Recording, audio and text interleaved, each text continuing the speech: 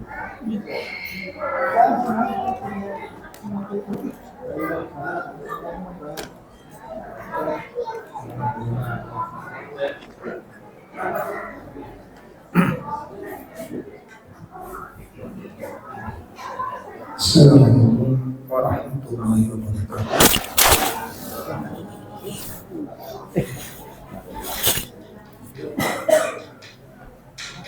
Alhamdulillah alladzi arsala rasulahu bil huda wa dinil haqq liyudhhirahu 'ala dini kullih wa kafa billahi syahida. Asyhadu an la ilaha illallah wahdahu la syarika lah wa asyhadu anna Muhammadan abduhu wa rasuluh. Ya ayyuhalladzina amanu taqullaha haqqa tuqatih wa la tamutunna illa wa antum muslimun. Allahumma salli wa sallim wa barik ala nabiyyina Muhammadin wa ala alihi wa ashabihi wa man tabi'ahum bi ihsanin ila yaumiddin, amma ba'd. Ikhwatul kiram, Bapak Ibu sekalian yang semoga dimuliakan Allah Subhanahu wa taala. Alhamdulillah pada malam hari ini kita bisa hadir di majelis taklim kita. Mudah-mudahan Allah menolong kita semua dalam setiap kebaikan. Semoga Allah mengampuni dosa-dosa kita, memaafkan kesalahan-kesalahan kita, dan semoga Allah menerima amal ibadah kita ini. Bapak Ibu sekalian yang dimuliakan Allah, materi yang akan kita bahas pada malam hari ini sebagaimana apa yang disampaikan ke kami tentang tarhib Ramadan yang insyaallah jika Allah kehendaki mudah-mudahan Allah mempertemukan kita dengan Ramadan ini. Mudah-mudahan Allah pertemukan kita dengan Ramadan ini. Bapak Ibu sekalian, ada dua hal yang perlu kita cermati berkaitan dengan ibadah yang mulia ini. Ada dua hal yang perlu kita cermati dalam ibadah yang mulia ini. Yang pertama berkaitan dengan mukallaf, berkaitan dengan mukallaf. Yang pertama,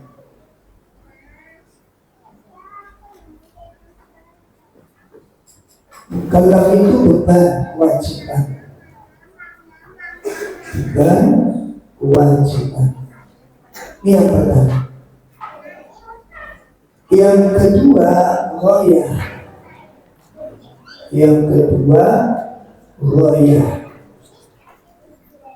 Apa itu ghayah? Ghayah itu target atau tujuan. Nah, di dalam syariat puasa ini ada dua ini yang harus kita simak. Ya, karena yang kita saksikan sampai hari ini, kita masih berkutik kepada ini.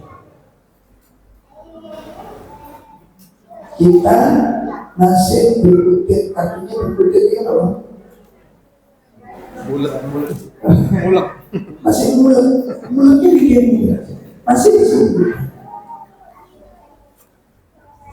Ya, padahal syariat yang namanya puasa itu ada syariat, ada tujuan. Mukallafnya mana kita lihat di dalam ayatnya, kutiba alaikumus kutiba.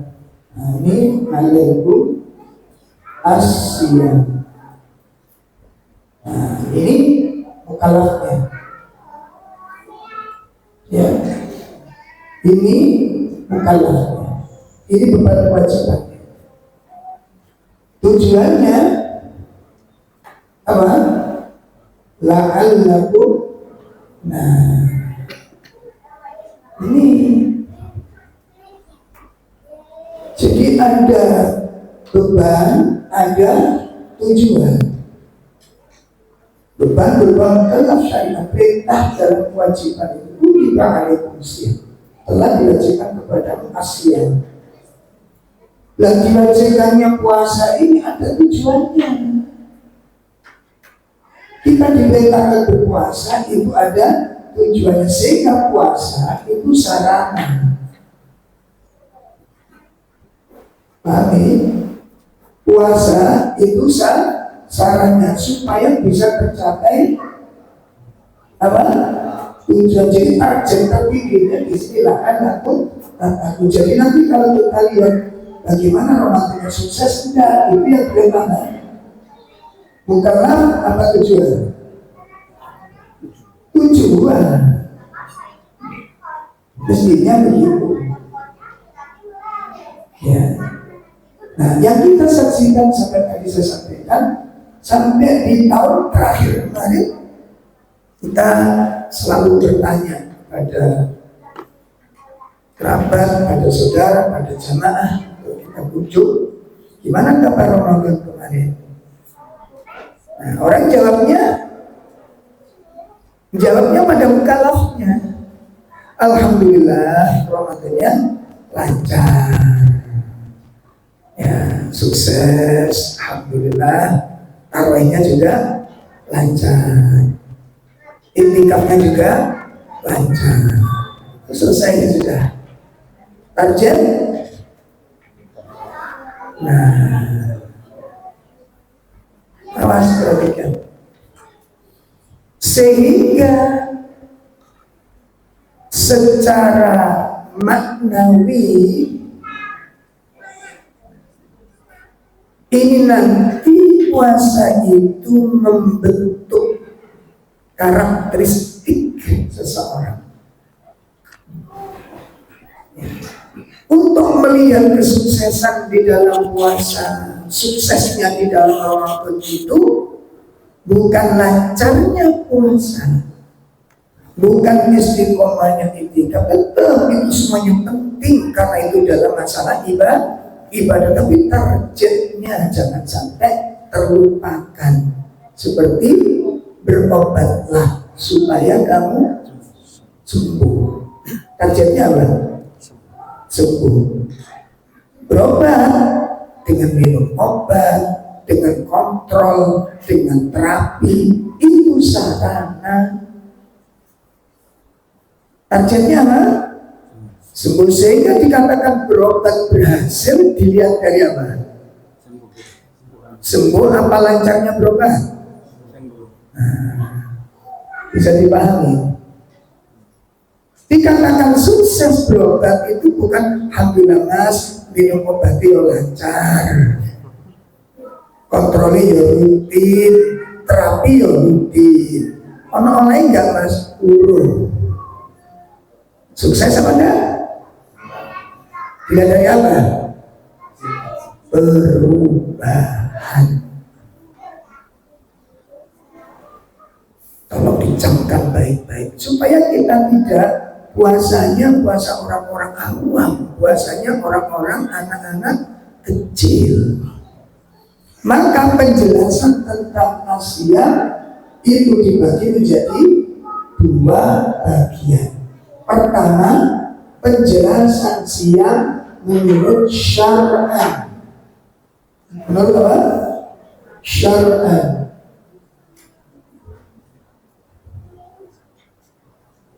Bahasa aku dulu ya.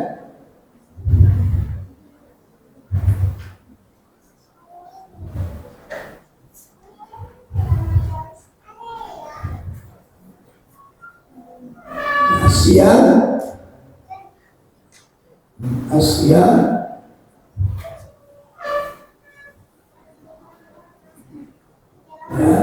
pertama menurut apa? Syar'an, syariat, kemudian maknawi,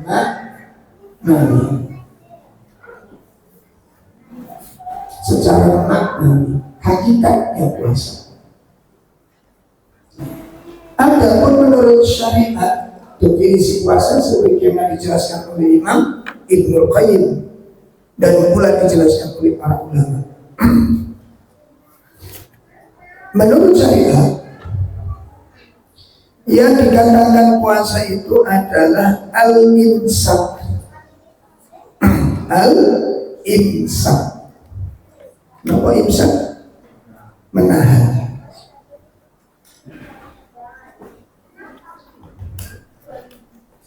Al-imsak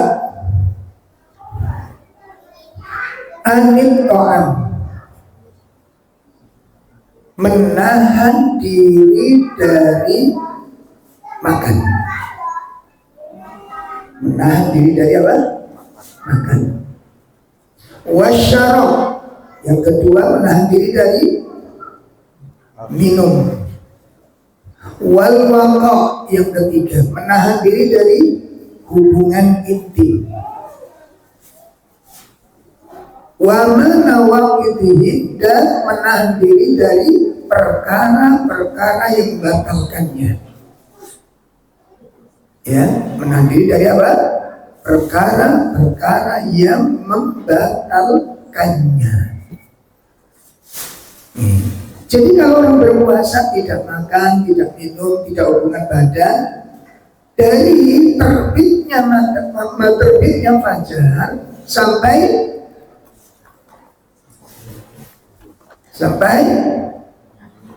tenggelamnya matahari. Ulangi. Dari mulai terbitnya fajar sampai tenggelamnya matahari, maka dia dikatakan siang sah.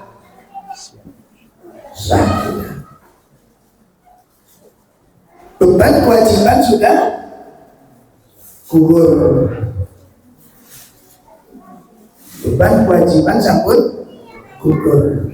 Dia sukses di dalam menjalankan kewajiban. Target.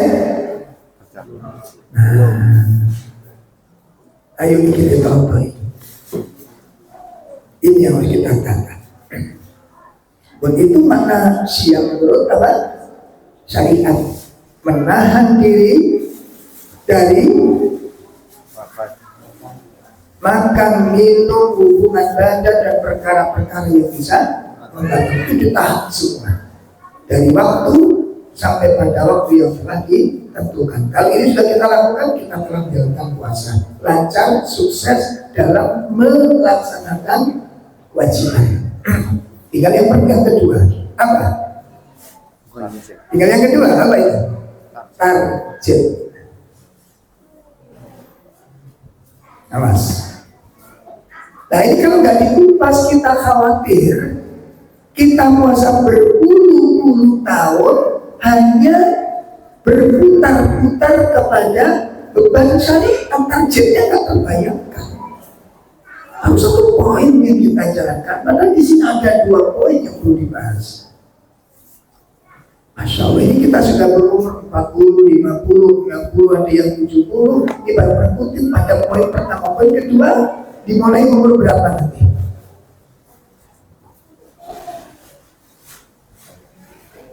Awas, ini bahaya kalau tidak sampai dipahami. Oke, nah sekarang kita ambil pelajaran dari para ulama. Kita ambil dari kitab Zadul Ma'ad, penjelasan dari Imam Ibnul Qayyim tentang Amma siyam fi tafsiril maknawi, dilihat dari tafsir secara maknawi, hakikat definisi daripada siam. Yang pertama, puasa dari sisi maknawi. Pertama, habsun nafs, habsun nafs an-syahwat,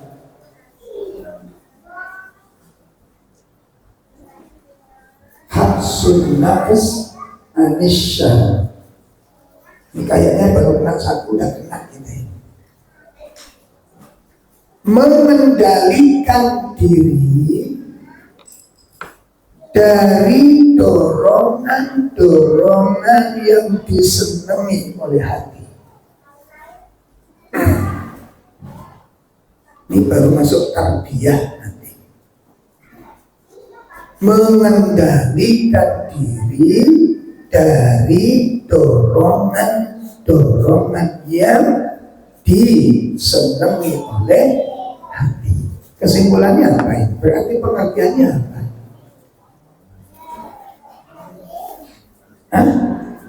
Mengendalikan diri dari dorongan-dorongan yang disenangi oleh hati. Artinya apa? Tidak semua yang disenangi, yang diinginkan itu dipenuhi. Tuh. Pertanyaan pertama, menu di bulan Ramadan dengan di luar Ramadan beda apa sama? Beda apa sama?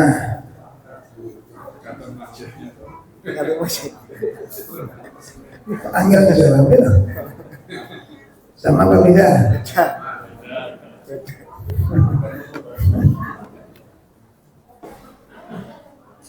Itu kalau menjelang maghrib keliling kita, ya apalagi di jalan-jalan full orang jual makan ini. Setelah keliling-keliling dapat satu kresek, kita bongkar, kita tata di meja makan. Itu yang namanya itu lintas alam, lintas provinsi ada itu. Coba jenengan lihat persiapan untuk dikonsumsi. Adzan dikumandangkan, air minum kita ambil, satu potong kue kita makan, satu buah kita makan, selesai. Betul begitu kan? Betul begitu? Jadi yang dibutuhkan dengan yang disenangi banyak mana? Banyak yang jadi kebutuhannya sebenarnya sedikit kita. Cuma karena senang maka dibelilah sesuatu. Itu namanya syahwat. Makanya ulama-ulama dulu, orang tua kita dulu, syariat siam apapun bentuknya siam ikut jenenge tirakat. Masih ingat kenal bahasa ini gimana? Kenal bahasa ini gimana? Ulama suku orang tua kita masa lalu, kita itu diajari sing poso tirakat, kamu tirakat itu puasa. Puasa itu bukan menyiapkan menu makanan, justru memperkecil makanan. Sekarang justru berkumpulnya makanan itu pada bulan. Ini pengendalian apa pelampiasan? Pelampiasan. Kepingin ini beli, kepingin ini beli, kepingin itu ambil, kepingin ini. Kenapa? Satu, kita punya duit. Yang ketiga, yang jual ada. Pertanyaannya, apakah boleh? Boleh. Persoalannya, kapan pengendaliannya?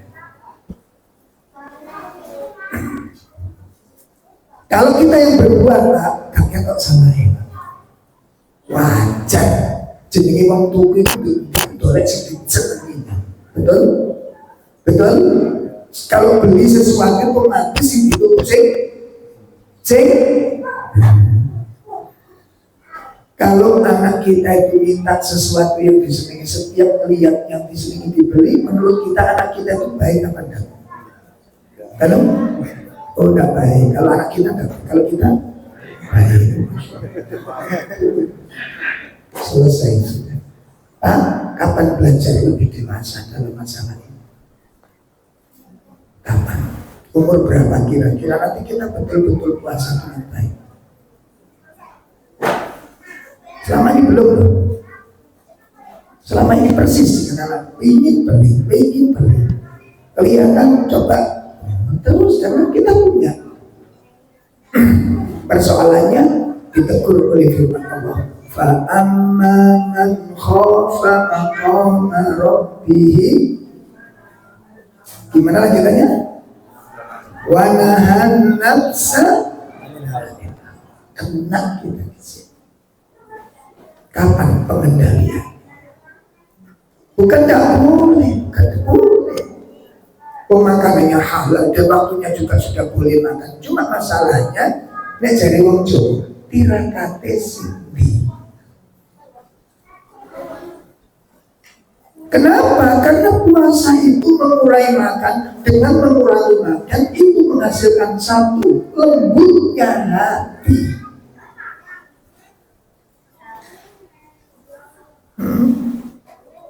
Bahkan disebutkan oleh Imam Ibrahim Al-Khawas nek dicolok Jawa tombolnya ti ana 5 salah siji nek weteng kudu ojo weteng tambah bededeg. Weteng kudu luwe kenapa lembut hatimu. Hidup jiwamu nek hatimu kenyang, batin perutmu kenyang, itu menimbulkan hati yang keras. Makanya gak heran kita berpuasa berpuluh-puluh tahun sengamuan dia tetap ngamuan. Kenapa? Kita belum siap dengan benar. Belum pengendalian, belum. Justru malah pelampiasan. Nanti menuni bahan peledak semuanya. Eseng-eseng mercon, sambal bledek, Masya Allah.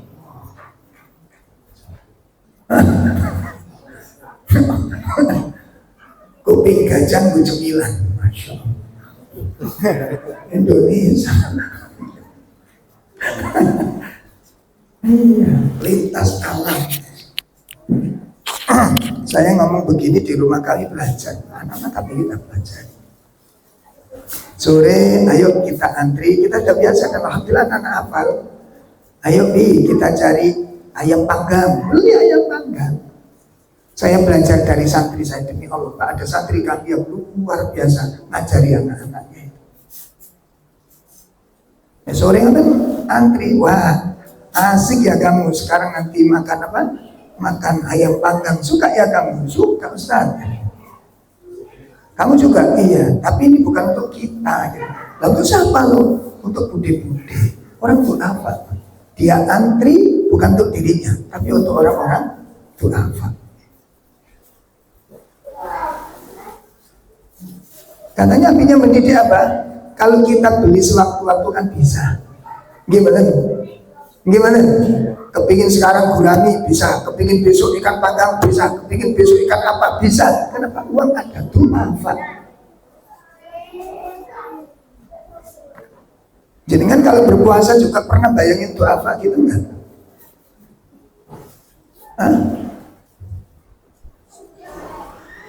Astagfirullah. Mulai kapan? Dan nggak merasa bersalah. 1 bulan makan kenyang, nggak tahu orang lain gimana. Awas lagi, ini bulan Ramadan itu bulan kelembutan hati, bulan rahmah, bulan kasih sayang. Saestu Pak, saestu. Mulai kapan kita siap dengan baik? Ini yang pertama ya. Ini yang pertama. Apa tadi?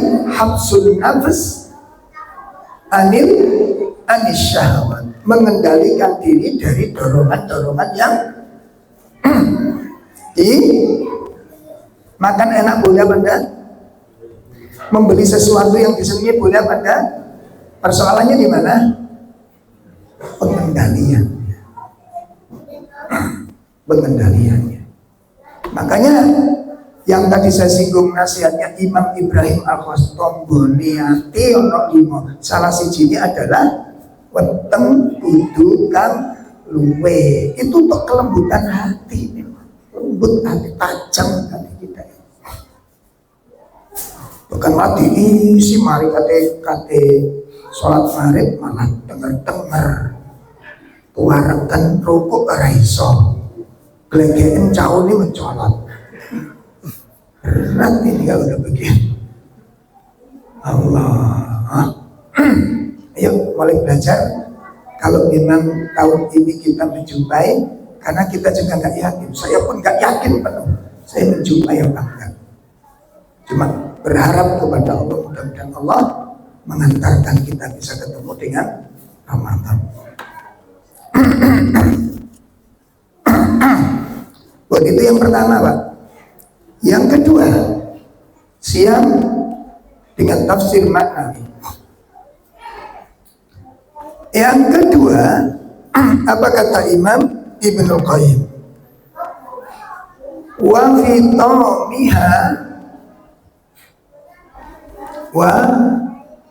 fitamiha anil maklufat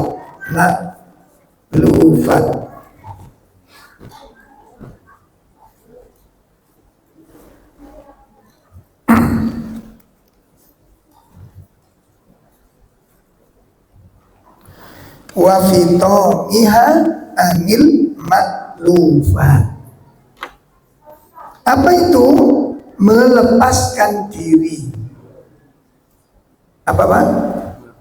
Melepaskan diri dari kebiasaan sehari-hari yang tidak baik. Nah, ini mulai pembentukan di sini. Membebaskan diri, melepaskan diri dari apa? Kebiasaan sehari-hari yang tidak baik. Maka untuk bisa memenuhi target yang kedua, yang harus kita lakukan apa? Perhatikan. Ya, wa fitamiha anil maklufat. Membebaskan diri dari kebiasaan sehari-hari yang enggak baik. Berarti yang langkah pertama apa yang kita lakukan? Memetani. Apa memetani? Memilih. Apa? Evaluasi. Pun monggo Bu, Pak, pertanyaan pertama. Ada 2 pertanyaan nanti dalam poin kedua ini. Pertanyaan pertama, apakah kita masih punya sifat-sifat yang tidak baik atau kebiasaan yang tidak baik? Pertanyaan pertama itu. Apakah kita masih punya kebiasaan yang tidak baik atau masihkah kita punya sifat-sifat yang tidak baik? Pertanyaan pertama itu. Kira-kira kalau pertanyaan itu jawabnya apa? Jawabnya apa? Masihkah kita punya sifat-sifat yang tidak baik? Jawabnya apa? Masih. Itu pertanyaan pertama. Masihkah kita punya kebiasaan yang tidak baik? Oh, ada Ustadz, saya masih suka nonton tayangan-tayangan yang tidak benar. Itu kebiasaannya tidak baik. Saya kalau main gak ngerti waktu. Kalau udah pegang HP lupa nggak baca Quran, itu kan kebiasaan yang tidak baik. Itu pertanyaan pertama. Masihkah kita punya kebiasaan yang tidak baik? Nah, kalau jawabannya masih ada, maka pertanyaan yang kedua, maukah meninggalkannya?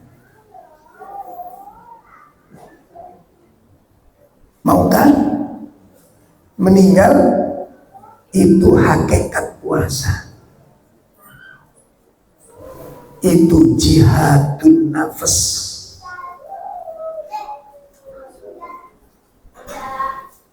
Itu yang namanya kita melawan syahwat. Itu yang kita menjaga pahala puasa. Kewajiban hilang, sudah selesai kewajiban. Tapi belum tentu kita digaji oleh Allah dengan gaji yang mahal. Kenapa? Kebiasaan yang baik, yang tidak baik itu benalu pahala puasa itu. Benalu pahala puasa itu, merusak pahala itu. Makanya ada dua sisi. Yang pertama, puasa dalam konteks syariat tadi menjaga hal-hal yang membatalkan puasanya. Yang kedua, menjaga hal-hal yang merusak pahalanya. Saya dipahami? Dan kebiasaan-kebiasaan yang tidak baik ditinggalkan. Itu jihad. Coba dirasakan Pak, sekilas mawon, sekilas saja meninggalkan kebiasaan itu berat apa ringan? Berat, karena sudah kulina, sudah kulina, nah kalau udah terbiasa itu jadi ini terbentuk. Ya Allah, nih jihad kita di sini mulai betul-betul serius nanti.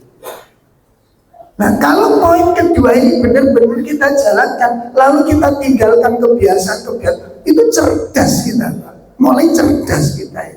Kenapa? Karena sudah mulai bisa memilah. Oh ini elek dibuang. Ojo elek-elek dilebokno kandungan. Bun, bapak-bapak, kalau kita lihat anak-anak kita pulang dari sekolah, pecahan genteng, melebu tas, pecahan botol, melebu tas, potongan kayu, melebu tas, anak kita sudah cerdas atau belum? Kenapa? Guru bisa milah. Iki nek dilebokno iki ngerusak apa ora? Guru bisa memilah. Dadi nek pulang dari sampean kau wabe di lebokno HP, kalau manfaatnya orang berarti turun.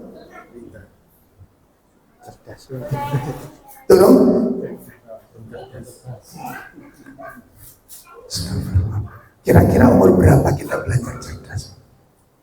Jadi yang kita masukkan ke betul-betul yang berkualitas. Anak kecil-kecil itu kenapa sih? Anak saya itu tak cukup itu muring-muring Pak. Abi kenapa kok dikeluarkan semua? Loh ini sampah masa pecahan genteng? Oh biarin aja. Kenapa anak kita begitu? Anak kita menyenangi itu mainan sesuai dengan selera syahwatnya, menyenangi itu.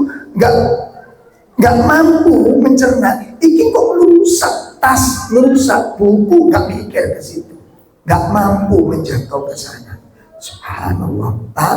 Dengan usia 60, dengan usia 70, masihkah kita belum sadar sesuatu merusak sesuatu yang manfaat? Ini luar biasa tuh Pak. Luar biasa apa bukan? Luar biasa, gak mikire. Gimana? Luar biasa gak mikire. Kenapa? Berarti kita selama ini terkungkung dengan pokoknya disenangi, dilakoni, gak mikir gimana manfaat apa orang. Dan disitulah dijelaskan oleh para ulama min alamat iqradillahi anil abdi. Masya Allah. Di antara tanda-tanda hamba Allah meninggalkan hamba ini. Di antara tanda-tanda Allah meninggalkan hamba apa Pak? An yaj'ala syughlahu Allah menjadikan orang itu sibuk. Allah menjadikan orang itu sibuk laisa fi sya'ni, dengan sesuatu yang gak ada manfaatnya. Insyaallah. Tanda-tanda apa tadi? Allah meninggalkan hamba. Apa tandanya? Orang tersebut dibuat sibuk oleh sesuatu yang tak bermanfaat, ditinggalkan oleh Allah.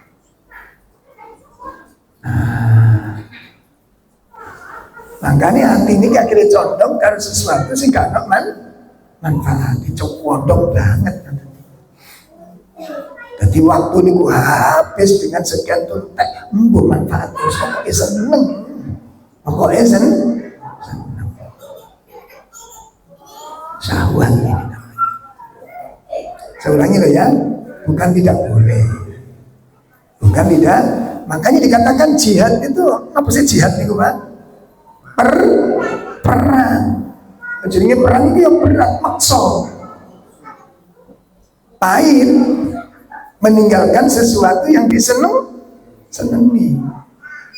Itu hakikat daripada puasa. Nah, insyaallah. Kemudian yang ketiga, lijamul muttaqin. Lijamul muttaqin. Lijamul muttaqin.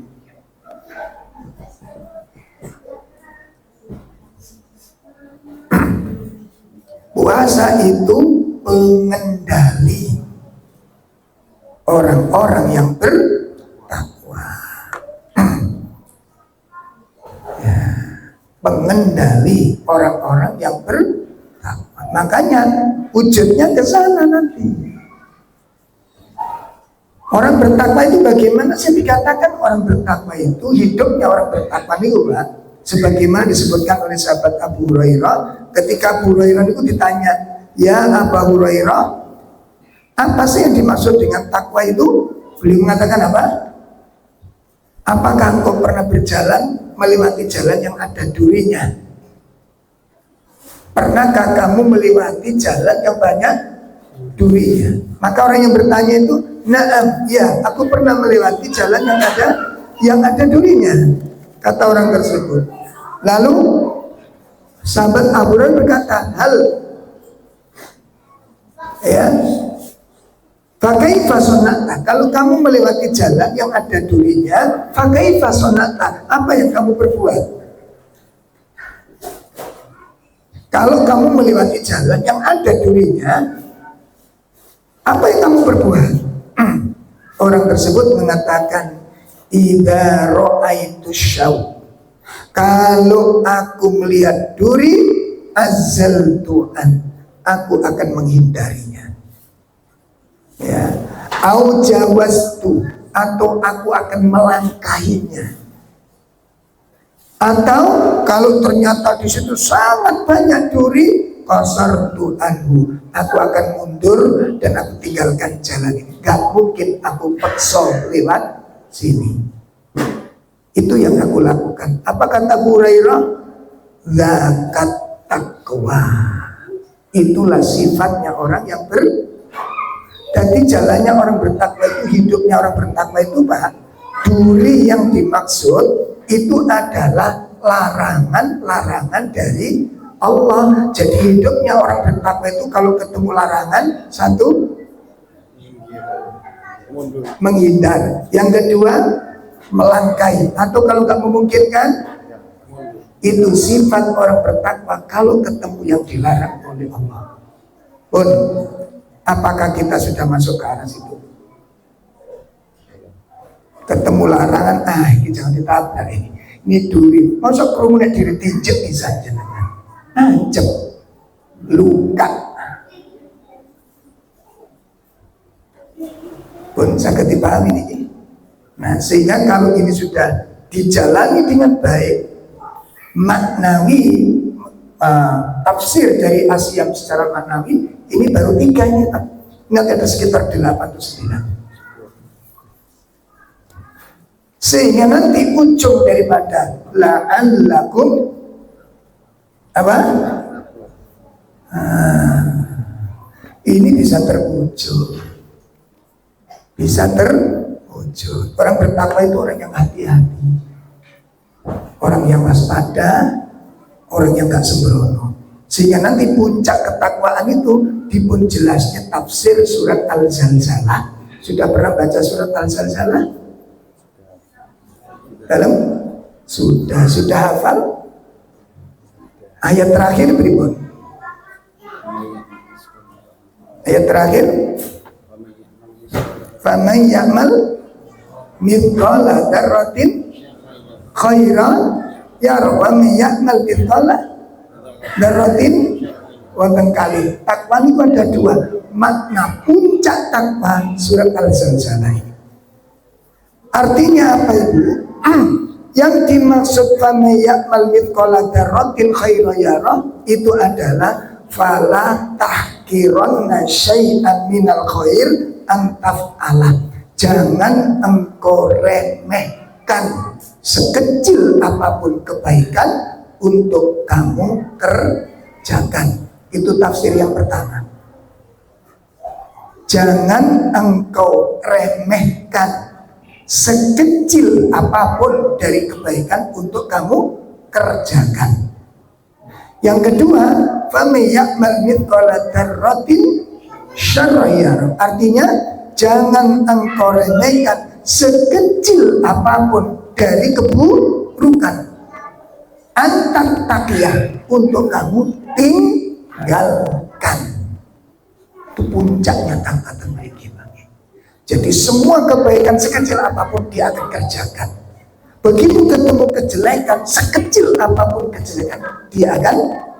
Itu makna yang terkandung dalam surat Al-Zalzalah ayat terakhir. Itu puncaknya ketakwaan. Hati ngomong sama ngomong betul-betul dijaga. Sekiranya perlu berhenti jaga ngomong. Itu hasil puasa nanti seperti ini, Pak. Mudah-mudahan apa yang kita kaji pada malam hari ini menjadi tambahan untuk menjadikan ibadah ini menjadi ibadah yang berkualitas. Dan kita berharap, betul-betul berharap semoga Allah mengantarkan kita untuk bertemu dengan Ramadan.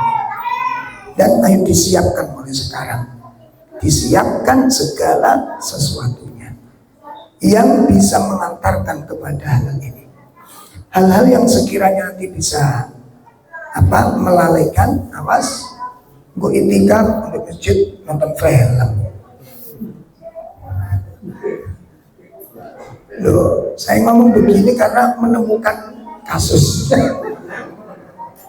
Ada bapak-bapak kita umroh bulan Ramadan. Pulang itu terlambat, terus ya Allah, sampai ini kita kan Ustaz mumpung di sini. Akhirnya proses jadi tenang, main game loh di Masjidil Haram. Ya Allah, Ustaz misi kekosongan. Ini kan Masjidil Haram. Nanti sampean gak melbunang mantap jadi itikaf yang ini di sini sampean. Allah. Mudah-mudahan bermanfaat. Kurang lebih mohon maaf yang sebesar-besarnya. Kita cukupkan sampai di sini. Subhanakallahumma wa bihamdika asyhadu an la ilaha illa anta astaghfiruka wa atubu ilaik. Assalamualaikum warahmatullahi wabarakatuh.